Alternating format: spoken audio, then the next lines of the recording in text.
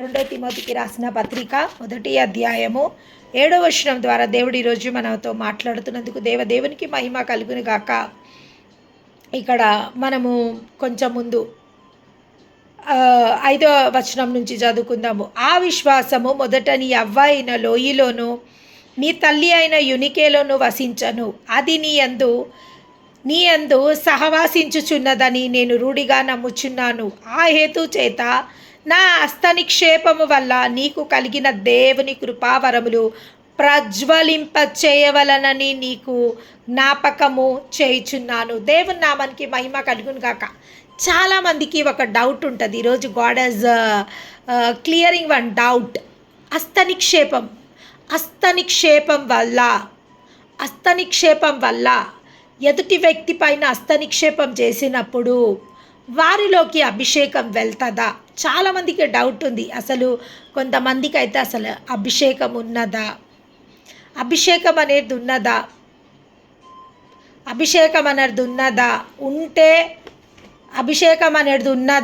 ఉంటే అది పనిచేస్తుందా అని చాలామందికి డౌట్ ఉంది. కానీ నిజంగా అభిషేకం ఉన్నది. అది తప్పకుండా పనిచేస్తుంది. ఎప్పుడైతే ఒక ఆత్మవశుడైన వ్యక్తి ఇంకొక వ్యక్తి పైన హస్తనిక్షేపం చేసి ఆత్మని ఆ యొక్క వ్యక్తిలోకి when he transform the spirit into him, he also will be the spiritual being. చూడండి, ఇక్కడ ఏమని రాయబడింది? హస్తనిక్షేపం ఎవరిపైన ఎవరు చేస్తుండ్రు? ఇక్కడ పౌలు అపోస్తుడైన పౌలు తిమోతి పైన హస్తనిక్షేపం చేస్తుండు. ఇక్కడ చూడండి, ఇక్కడ ఏమని రాయబడిందో, ఆ హేతు చేత నా హస్తనిక్షేపము వలన నీకు కలిగిన దేవుని కృపావరములు. ఎవరి హస్తనిక్షేపం వల్ల? పౌలు హస్తనిక్షేపం వల్ల దేవునిలో ఏమి కృపావరములు ఇక్కడ చూడండి, దేవుని కృపావరములు ప్రజ్వలింప చేయవలనని, పౌలు తిమోతి పైన హస్తనిక్షేపం చేసి ఆ యొక్క పౌల్లో ఉన్న దేవుని యొక్క ఆత్మవరములు ఎప్పుడైనా కానీ వరములు free, precious are free in this world.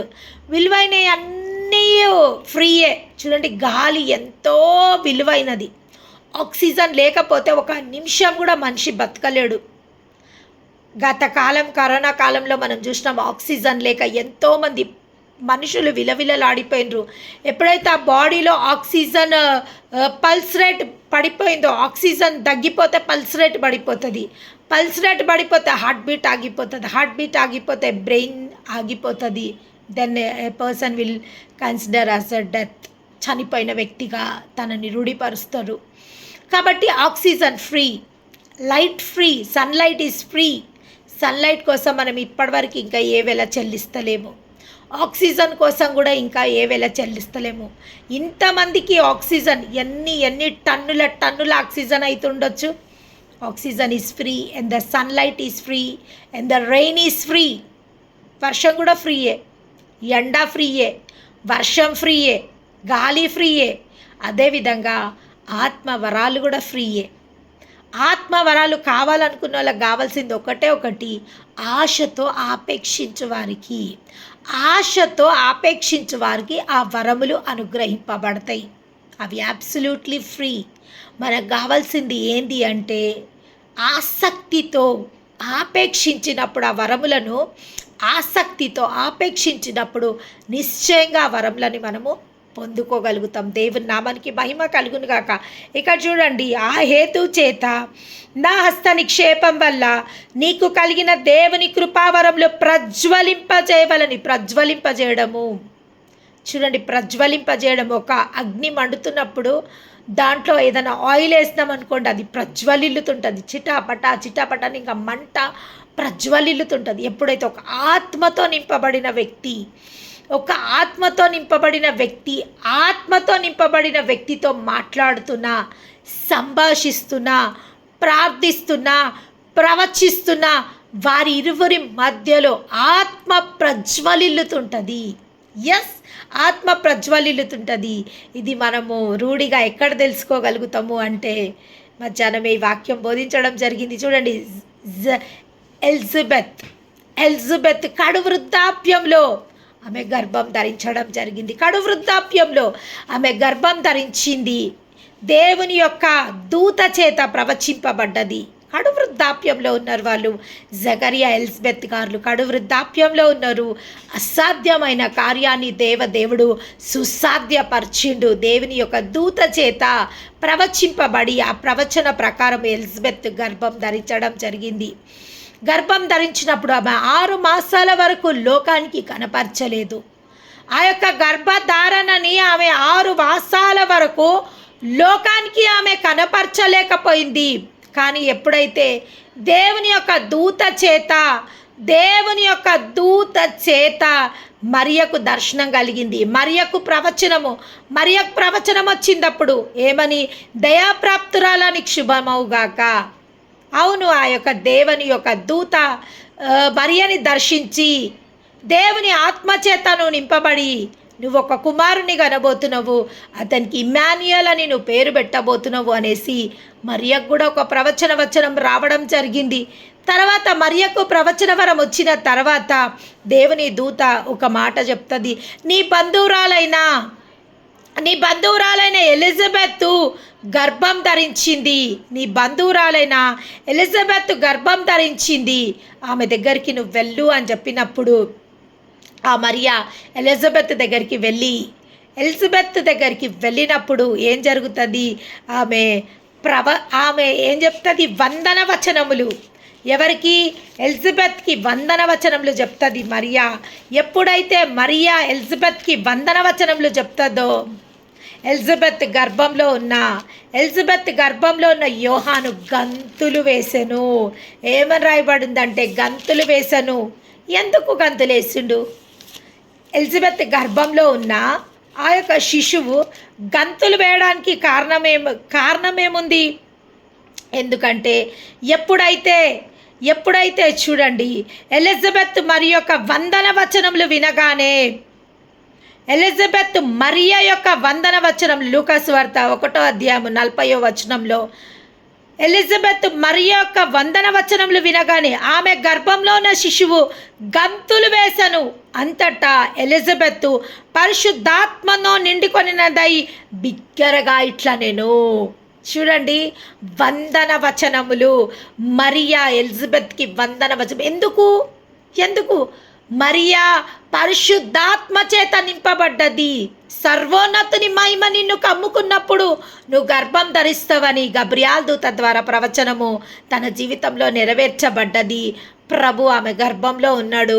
ఎప్పుడైతే పరిశుద్ధాత్మ వశురాలై ఆమె ఎలిజబెత్కి వందన వచనములు చెప్పిందో, ఆ యొక్క గర్భంలో ఉన్న శిశువు ఆ యొక్క ఆత్మ ప్రేరేపణ వల్ల ఆ యొక్క యోహాన్ ప్రవర్త గర్భంలో గెంతులు వేయడం స్టార్ట్ చేసిండు.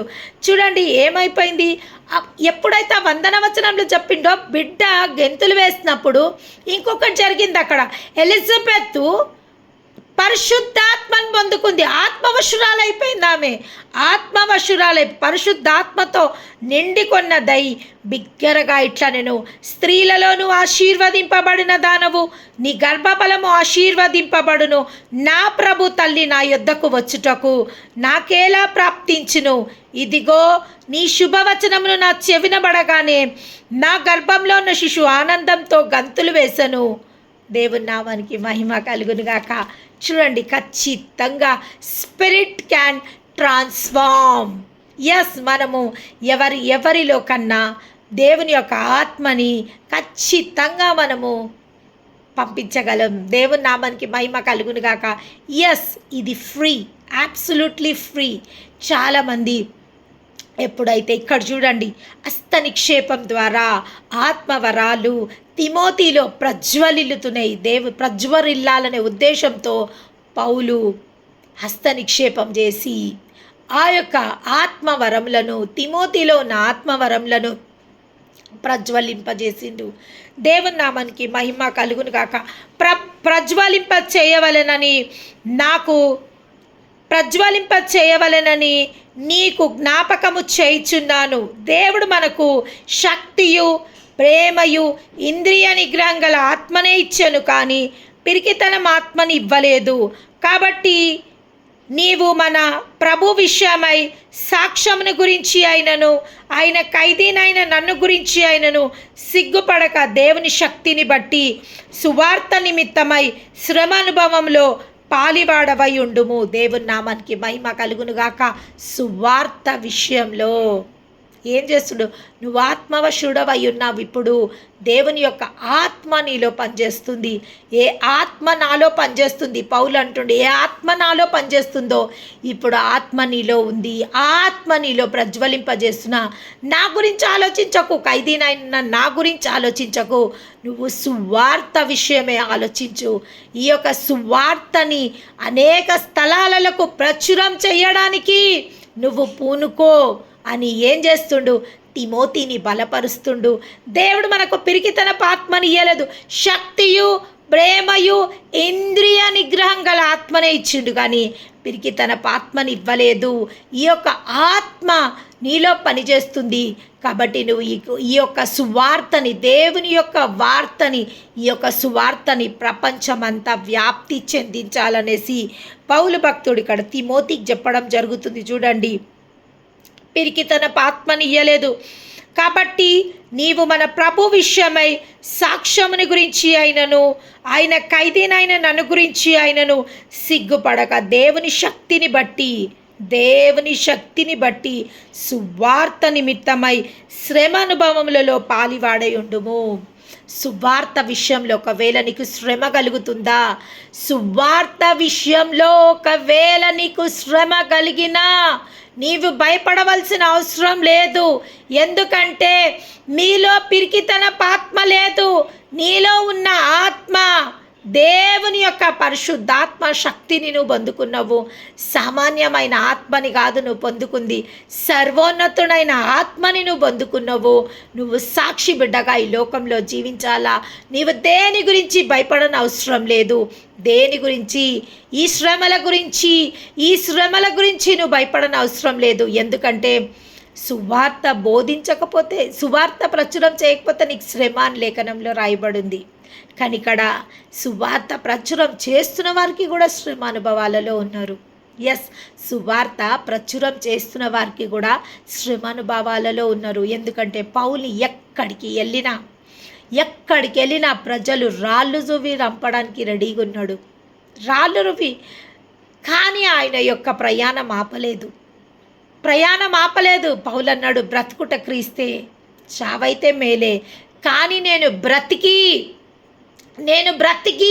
అనేకులకి సువార్తని ప్రచురం చెయ్యాలని ఆశ కలిగి ఉన్న నేను మీ నిమిత్తము ఆత్మల నిమిత్తం భారంతో నేను సజీవుడనై ఉండాలనే ఒక ఆశతో నేనున్నా. సజీవుడనై ఉండి నాకిచ్చిన బాధ్యతని నేను నిర్వర్తించాలనే ఒక ఆశతో నేనున్నాని పౌలు అనడం జరుగుతుంది. ఎక్కడ పౌలు భక్తుడు స్వార్థ చెప్పడానికి వెళ్తే అక్కడ ఆయనకు అక్కడ శ్రమ ఎక్కడైనా. ఎందుకంటే ఆయన అనేక ప్రాంతాలలో అనేక ప్రజలను హింసించిన వ్యక్తి, సువార్త వింటున్న వాళ్ళని హింసించిన వ్యక్తి, దేవుని యొక్క వార్తని, దేవుని యొక్క మీటింగ్స్లకు వెళ్తున్న వారిని హింసించిన వ్యక్తి, దేవునిలో నమ్మకంగా ఉన్న వారిని హింసించిన వ్యక్తి. అటువంటి వ్యక్తి వచ్చి ఇప్పుడు ఒకప్పుడు ఆయననే అందరినీ హింసించి, అందరినీ చంపి, అందరినీ పాడు చేసిన వ్యక్తి ఇప్పుడు వచ్చి ఆయననే ఆ దేవుని యొక్క స్వార్థ చెప్తే దయ్యము వేదములు వల్లిచ్చినట్టుంటుంది. ఇంత క్రూరుడైన ఈ వ్యక్తి, ఇప్పటి వరకు అనేక మందిని హతసాక్షులుగా చేసిన ఈ వ్యక్తి, ఎంతో క్రూరత్వంగా ప్రవర్తించిన ఈ వ్యక్తి ఇప్పుడొచ్చి దేవుని నమ్ముకోండి, ఈయననే నిజమైన దేవుడు, ఈయననే మన పాపంల నిమిత్తము మనకు రావాల్సిన శిక్ష ఆయన అనుభవించింది, ఇవన్నీ చెప్పడం ఏంటి అని ప్రతి స్థలంలోనూ పౌలు కోసం ఒక మహాశ్రమ ఎదురు చూసుకుంటుంటుందంట. ఎక్కడైనా సువార్త చెప్పడానికి వెళ్ళినా అక్కడ ఒక మహాశ్రమ ఆయన కోసము, ఒక పరీక్ష, ఒక భయంకరమైన వేదన.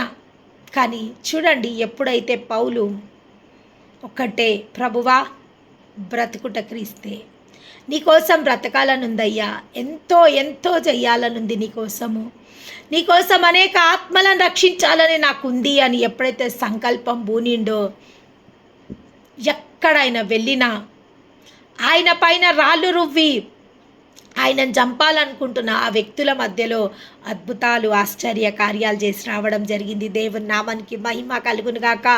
ఎక్కడైతే పతనం కావాల్సిన స్థలంలో దేవుని మహిమ పరిచొచ్చిండు. దేవునికి మహిమ కలుగును గాక. అనేక అద్భుతాలు, అనేక సూచనలు, అనేక సూచన క్రియలను, మహత్కార్యాలను ఆయన ద్వారా జరిగింది. చూడండి, పౌలు భక్తుడు నడికట్లు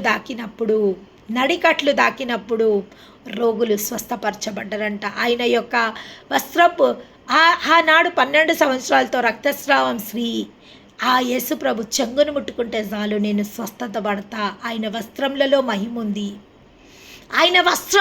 మహిముంది అని ఆమె విశ్వసించింది, అద్భుతాన్ని పొందుకోగలిగింది. అదేవిధంగా పౌలు ఆ వీధులలో వస్తున్నప్పుడు ఆ వీధులలో మంచాల పైన ఉన్న ప్రజలని, రోగగ్రస్తమైన ప్రజలని, దయ్యంల చేత పీడింపబడుతున్న ప్రజలని తీసుకొచ్చి అక్కడ వీధులలో వేసేవాళ్ళంట.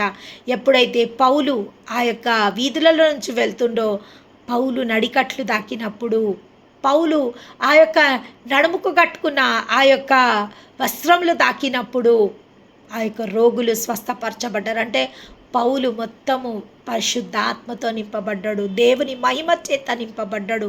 చూడండి, ఎందుకు అంత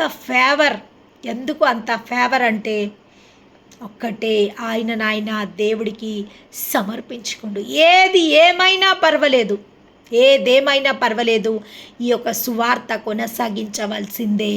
నా ప్రాణం పోతుందా, పోయినా పర్వాలేదు, ఈ యొక్క సువార్త కొనసాగింపబడ్డ యేసుక్రీస్తు ఏ విధంగా తండ్రి చిత్తాన్ని నెరవేర్చడానికి వచ్చి అనేక రకాలుగా హింసింపబడ్డాడు. అదేవిధంగా పౌలు క్రీస్తుని గురించి అనేక రకాలుగా హింసించబడ్డాడు. అనేక రకాలుగా ఏ విధంగా ఆ యొక్క ధర్మశాస్త్రోపదేశకులు, ఆ యొక్క పెద్దలు యేసు ప్రభు యొక్క ఈయన మొత్తం పాపులర్ అయిపోతుండు, మొత్తం ప్రజలందరూ ఈయన వైపు, మన యొక్క రాజ్యానికి వ్యతిరేకంగా రాజుకు వ్యతిరేకంగా వీళ్ళు ప్రజలందరూ యేసు ప్రభుని గొప్ప చేయి మొదలు పెడుతుండ్రు అనేసి ఆ యొక్క ధర్మశాస్త్రోపదేశకులకు, ఆ యొక్క పెద్దలకు యేసు ప్రభు పైన ఒక ద్వేషము, ఒక జలస్ అయిపోయి ఆయన ఎట్లనన్నా చంపాలని పూనుకుండ్రు. ఆ యొక్క ఎప్పుడైతే యేసు ప్రభుని చంపితే ఈ సువార్త ఆగిపోతుంది, ఈ యొక్క అద్భుతాలు ఆగిపోతాయి, ఈ యొక్క ఆశ్చర్య కార్యాలు ఆగిపోతాయి, ప్రజలు మౌనులైపోతారు. అప్పుడు మనము ఈ ప్రజలపైన అధికారం చెయ్యొచ్చు అనుకొని నెపంతో వాళ్ళు యేసు ప్రభుని శిల్వ మరణానికి అప్పచెప్పిండ్రు. కానీ చూడండి, ఎక్కడ హింస ప్రజ్వలిల్లుతుందో అక్కడ కృప విస్తరిస్తుందంట. దేవుని నామానికి మహిమ కలుగును గాక. ఎక్కడ హింస ప్రజ్వలిల్లుతుందో అక్కడ కృప విస్తరిస్తుంది. నిజంగా అదే జరిగింది. యేసు ప్రభు శిల్వ మరణం తర్వాత ప్రతి ఒక్కళ్ళు చెల్లాచెదరం అయిపోయినరు.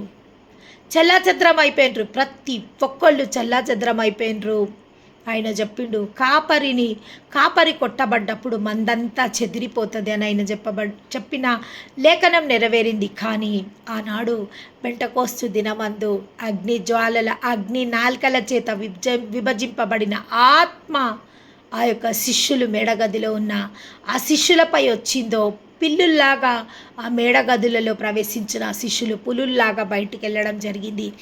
దేవుని నామానికి మహిమ కలుగును గాక. వాళ్ళు ఒక్కొక్కరు బోధిస్తుంటే పేతురు ఒక్క ప్రసంగంలోనే 3000 మంది రక్షింపబడ్డారు. పేతురు ఒక్క ప్రసంగంలోనే 3000 మంది రక్షింపబడ్డాడు. మళ్ళీ ఇంకో ప్రసంగం చేస్తే 5000 మంది రక్షింపబడ్డారు. అనేక అద్భుతాలు, అనేక ఆశ్చర్య కార్యాలు, సూచన క్రియలు, మహత్ కార్యాలు ఆయన శిష్యుల ద్వారా జరిగి ప్రపంచమంతా ఈ యొక్క సత్య సువార్త ప్రచురం చేయబడ్డది. దేవుని నామానికి మహిమ కలుగును గాక. ఎస్, దేవుని నామానికి మహిమ కలుగును గాక. ఈ యొక్క సత్య సువార్త ప్రపంచమంతా వ్యాప్తి చెందడం జరిగింది. అందుకే ఇక్కడ అంటుండు పౌలు భక్తుడు తిమోతితో అంటుడు, మనకు పిరికితన ఆత్మ ఇవ్వలేదు దేవుడు, శక్తియు ప్రేమయు ఇంద్రియ నిగ్రహం గల ఆత్మనే మనకిచ్చిండు, కానీ పిరికితన ఆత్మ మనకు లేదు. ఇక్కడ చూడండి, శక్తిని బట్టి సువార్త నిమిత్తమై శ్రమానుభవంలో పాలివాడమై ఉండుము. మన క్రియలను బట్టి కాక తన స్వక్రియ సంకల్పమును బట్టి అనాది కాలములనే క్రీస్తు యేసునందు మనకు అనుగ్రహింపబడినది. క్రీస్తు యేసు మన రక్షకుని ప్రత్యక్షత వలన బయలుపరచబడినదై తన కృపని బట్టి మనలను రక్షించి పరిశుద్ధమైన పిలుపుతో ఆయన మనని పిలిచెను. ఏ పిలుపుతో దేవుడు మనని పిలిచిండంట? పరిశుద్ధమైన పిలుపుతో. పరిశుద్ధమైన పిలుపుతో ఆ దేవుడు మనని పిలిచెను. ఎంత నిమిత్తం పిలిచిండు? పరిశుద్ధమైన పిలుపుతో ఆ దేవుడు మనని ఎందుకు పిలిచిండంటే సువార్త నిమిత్తము. రాయబడింది చూడు, తన కృపని బట్టి మనని రక్షించి పరిశుద్ధమైన పిలుపుతో ఆయన మనని పిలిచెను. ఎందుకు అంటే ఆ యొక్క సువార్త ప్రచురం చేయడం కోసము పరిశుద్ధమైన పిలుపుతో మనని పిలిచి మొదట మనని రక్షించి దేవుడు అనేకులని రక్షించుటకు ఒక సాధనంగా దేవుడు మనని వాడుకుంటున్నందుకు దేవుని నామానికి మహిమ కలుగును గాక. అవును, చూడండి, ఆయన మనని పిలిచిన దేవుడు నమ్మదగిన దేవుడు. అవును, పిలిచిన మన దేవుడు మనని వదిలేస్తాడా? మనని పిలిచిన దేవుడు హింసకు, కరువుకు, ఖడ్గానికి, క్షామానికి, విపత్తికి మనని వదిలేస్తాడా? No no no. చూడండి, అడుగడుగున ఈ భక్తులను అందరినీ కాపాడుకుంటూ వచ్చిండు. ఎవరైతే ఆయన మాట విని ఆయన చిత్తం చొప్పున జరిగించిండ్రో, ఆయన మాట విని ఆయన చిత్తం చొప్పున జరిగించిండ్రో వారి అందరి విషయంలో ఆయన కృప కలిగి ఆ యొక్క దేవుడు కృప విస్తరించిన కొద్దీ అన్ని విషయాలలో మనము సమాధానంని పొందుకుంటాం. దేవుడు మధ్యాహ్నం మనము కృప విస్తరించిన కొద్దీ అన్ని విషయాలలో మనము సమాధానాన్ని పొందుకుంటామంట. దేవుని నామానికి మహిమ కలుగును గాక.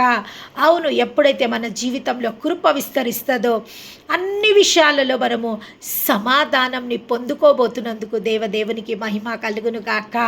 మా పరిశుద్ధుడవైన తండ్రి, రాత్రికాల సమయంలో నాయన ప్రభువా, మీరు మాతో